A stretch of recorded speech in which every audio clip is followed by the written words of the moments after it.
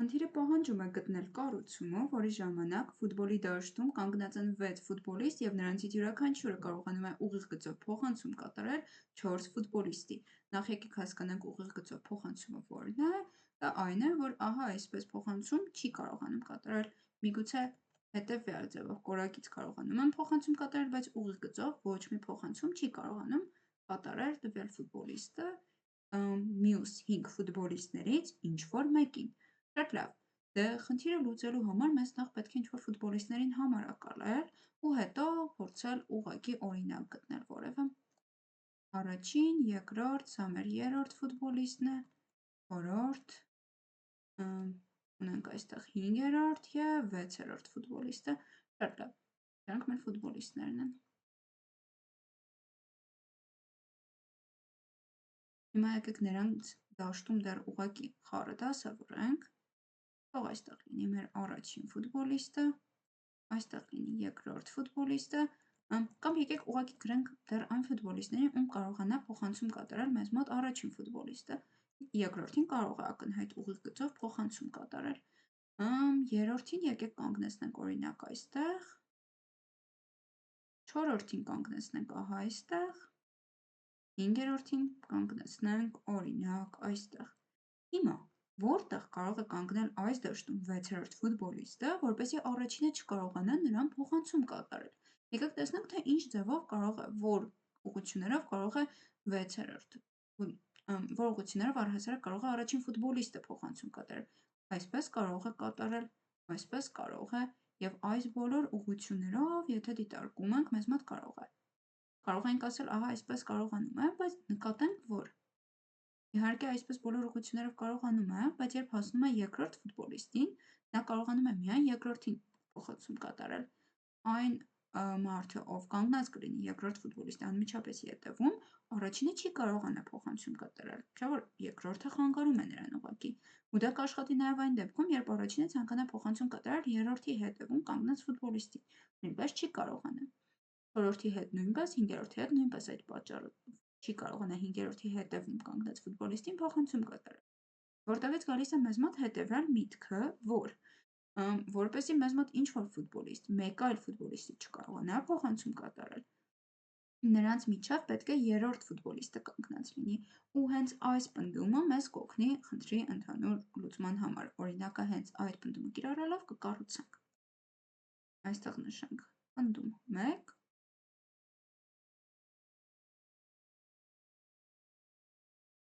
ահա, ֆուտբոլիստը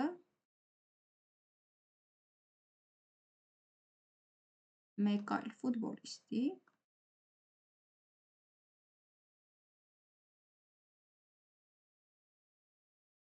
փոխանցում չի կարողանա կատարել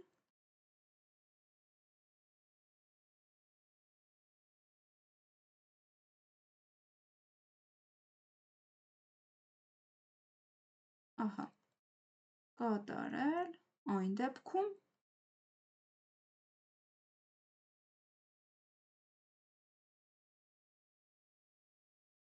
երբ նրանց միջև կանգնած է երրորդը։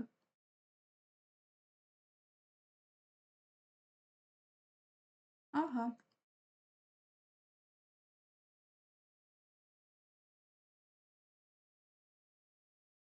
շատ լավ, հասկացանք, որ մեզ երրորդ ֆուտբոլիստը պետք է, որ այդ երկուսի միջև կանգնած լինի,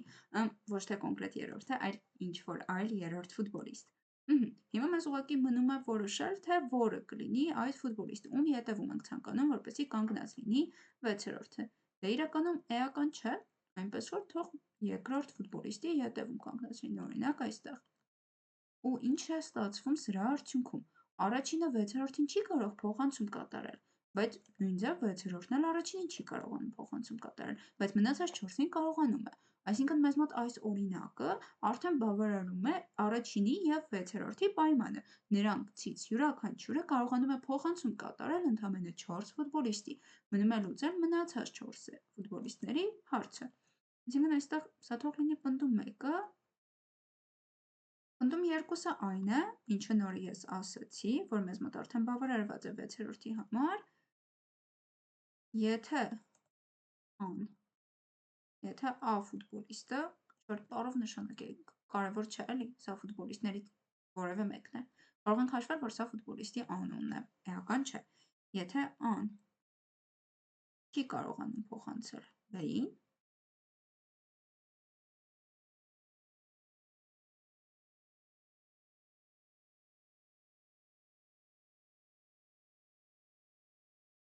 ապա B-ն էլ չի կարողանում փոխանցել A-ին։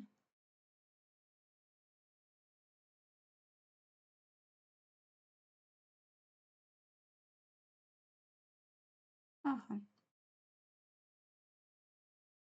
Շատ լավ։ Հիմա ինչ ստացվեց դրա արդյունքում։ Հասկացանք, որ եթե մենք ստացել ենք առաջինը չի կարողանում փոխանցում կատարել 6-րդին, 6-րդն էլ առաջինը չի կարողանում փոխանցել, այս երկրորդ ընդդումը դրա ընդհանրացումն էր ուղղակի, որպեսզի մեր մտքում պահենք, մենք ինչ ունենք, ինչ ենք ստացել։ Հիմա դիտարկենք երկրորդի համար իրավիճակը։ Երկրորդը կարող է փոխանցում կատարել առաջինին ուղիղ գծով, 6-րդին, 3-րդին, 4-րդին եւ 5-րդին։ Ինչ կարող ենք անել երկրորդի համար։ Դե մեզ պետք է ֆուտբոլիստներից որևէ մեկին տեղափոխել մյուսի հետը։ Օրինակ, ընտրենք 5-րդին եւ այնպես անենք, որ երկրորդը չկարողանա ուղիղ գծով փոխանցում կատարել 5-րդին։ Եվ դրա համար ինչ է մեզ անհրաժեշտ։ Մեզ անհրաժեշտ է երկրորդին որևէ ուղիղ գծով միացնել ֆուտբոլիստներից որևէ մեկի հետ, ում հետ ցանկանում ենք, օրինակ այստեղ, եւ 5-րդին տեղափոխել ահա այդ ուղիղ գծի վրա, որպեսզի այնպես ստացվի, որ 4-րդ ֆուտբոլիստը նրան խանգարի։ Հիմա ստացվեց, որ երկրորդը չի կարող փոխանցում կատարել 5-րդին, դա ակնհայտ է 5-րդն էլ երկրորդին։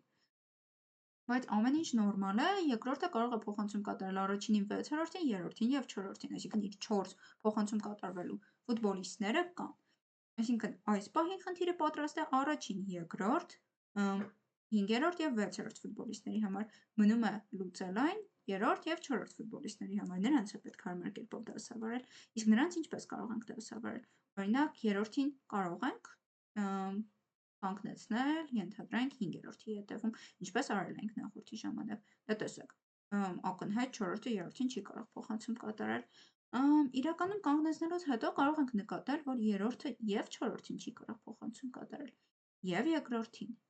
Նա կարողանում է փոխանցում կատարել միայն առաջինին, 5-րդին եւ 6-րդին։ Երկու ֆուտբոլիստին նա չի կարողանում փոխանցում կատարել, հետեւաբար չի բավարարվում 4 ֆուտբոլիստի փոխանցում կատարելու պայմանը։ Նա կարողանում է ընդամենը փոխանցում կատարել ահա այս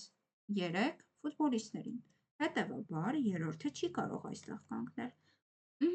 Իսկ ի՞նչն է դրա խնդիրը։ Եկեք այստեղ պնդում 3 ձևակերպենք, դրա խնդիրն էլ ներկայացնենք ինչ-որ ձև, ու հետո արդեն որոշենք երրորդ ֆուտբոլիստի դիրքը։ Նկատեցինք, որ 4 ֆուտբոլիստներ նույն ուղիղ գծի վրա կանգնել չեն կարող։ Ահա, նույն ուղիղ գծի վրա չեն կարող կանգնել։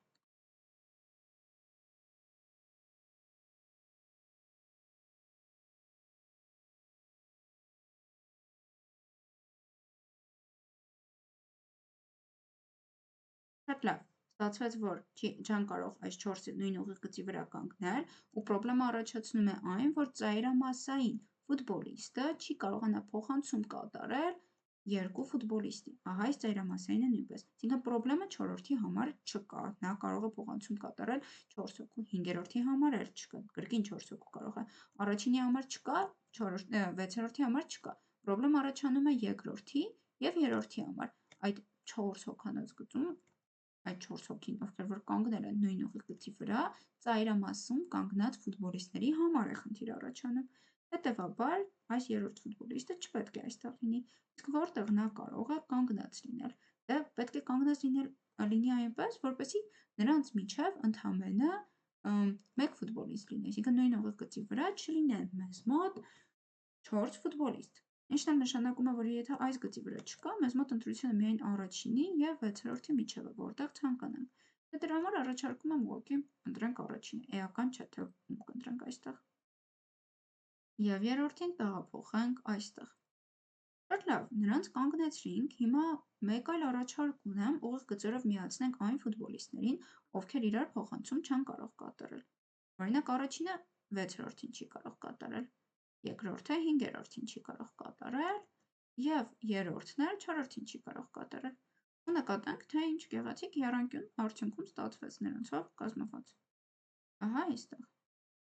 Ու սա տեսնելով կարող ենք փորձել այս պատկերը ավելի գեղեցկացնել, այսինքն եթե մոտավոր հասկացանք, կարող ենք ահա այսպես պատկերել, օրինակ, եկեք վերցնենք և ինչ-որ այս տեսքով ամեն ինչ պատկերենք։ Ահա։ Եվ հետևյալ գագաթներում կդնենք ինչ-որ ֆուտբոլիստների, նույնիսկ այստեղից պետք չէր այսքան շարունակել, և մյուս ֆուտբոլիստներին կարող ենք դնել ահա այստեղ և ահա այստեղ։ Ստացվեց, որ այս երկուսը իրար չեն կարող կատարել փոխանցում, այս երկուսը իրար, այս երկուսը իրար։ Պատկերի վրա կարելի է մի քիչ աշխատել և ավելի գեղեցիկ տեսքով ստանալ ամեն ինչ, բայց ոչ մի էական տարբերություն լուծման վրա դա չի ունենա։ Մենք ուղղակի կառուցեցինք այն, ինչ մեզ պետք էր, ու հենց քայլերը նկարագրելով նույնիսկ նկարագրեցինք, թե ինչ պնդումներ ենք օգտագործում։ Ուստի օրինակը կա և խնդրի համար պատասխանը այն է, որ հետևյալ տեսքով կանգնեցնենք։ Ահա օրինակ։ Շատ լավ, եկեք խնդրի համար ամփոփում կատարենք, որպեսզի ավելի հստակ հասկանանք քայլերը ինչ էր։ Դե ամենասկզբում մենք ուղղակի դասավորեցինք բոլոր 4 ֆուտբոլիստներին, ում կկարողանա փոխանցում կատարել առաջինը, և սկսեցինք դիրք որոշել 6-րդ ֆուտբոլիստի համար, որպեսզի նրան չկարողանա փոխանցում կատարել առաջինը։ Հասկացանք, որ բոլոր ուղղություններով նա կարող է փոխանցում կատարել, բացի այն ուղղությունով, որտեղ արդեն ինչ-որ ֆուտբոլիստ կա, այսինքն եթե նա փոխանցում է կատարում կոնկրետ ֆուտբոլիստի, նրա ետևում կանգնած ոչ մեկին չի կարող փոխանցում կատարել, դա խանգարում է։ Ու այդտեղից միտք եկավ ահա այս առաջին պնդման։ Ֆուտբոլիստը մեկ այլ ֆուտբոլիստի փոխանցում չի կարողանա կատարել, և այստեղ պետք է նշել ուղիղ գծով։ Դա կարևոր է, որովհետև կարող է կորագիծ փոխանցում կատարել։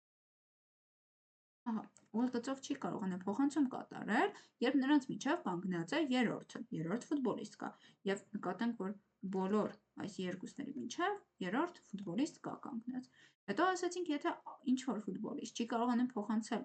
մյուսին, ապա այդ մյուսն էլ սկզբնականին չի կարող փոխանցել։ Այլ կերպ ասած, եթե A-ն չի կարողանում փոխանցել B-ին, B-ն էլ չի կարողանում A-ին փոխանցել։ Ու դա հեշտացրեց մեր խնդիրը նրա համար, որ եթե մենք առաջինի համար որոշեցինք, որ նա չի կարողանա փոխանցել 6-րդին, ակնհայտ է, որ 6-րդն էլ առաջինին չի կարողանա փոխանցում կատարել, ուստի նրա համար օրինակը նույնպես բավարարում է, նա 4 հոգու կարողանում է փոխանցում կատարել։ Սա հեշտացրեց մեր գործը, ստացվեց, որ մենք մենակ 3 ֆուտբոլիստների համար պետք է ամեն ինչ ապահովենք։ Այնուհետև եկավ մեզ մոտ պնդում 3-ը։ Ինչու եկավ, որովհետև մենք 2 ֆուտբոլիստների համար արեցինք և սկսեցինք դիրք որոշել երրորդ ֆուտբոլիստի համար, նրան դրեցինք այստեղ, հետո տեսանք, որ ինչ-որ բան խախտվում է։ Իսկ ինչն էր խախտվում, դե դա խախտվում էր ամեն ինչ այնտեղ, որ նույն գծի վրա չէին կարողանում 4 ֆուտբոլիստ կանգնել, որովհետև այդ դեպքում մեզ մոտ ծայրամասային ֆուտբոլիստների մոտ էր պրոբլեմ առաջանում, նրանցից յուրաքանչյուրը 3 հոգու էր կարողանում փոխանցում կատարել։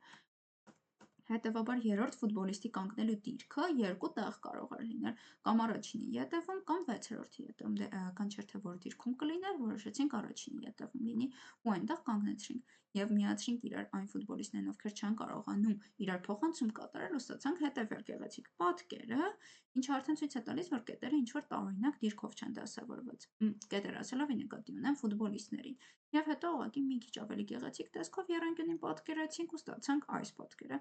Դե արդեն էական չէ, թե մնացածը ինչպես կլինի, ձեր հաջողության վրա կարող եք այս պատկերի վրա մի քիչ էլ աշխատել, ինչ-որ բաներ գտնել, բայց սա վերջնական լուծում է այս խնդրի համար, որովհետև մենք օրինակը ներկայացրինք, թե ինչպես կարող են կանգնել և ինչ-որ պնդումներ այստեղ արեցինք, որոնք մեզ օգնում են խնդրի լուծման հարցում։ Ուստի այսքանով խնդրի լուծումը կարող ենք ամբողջությամբ ավարտել։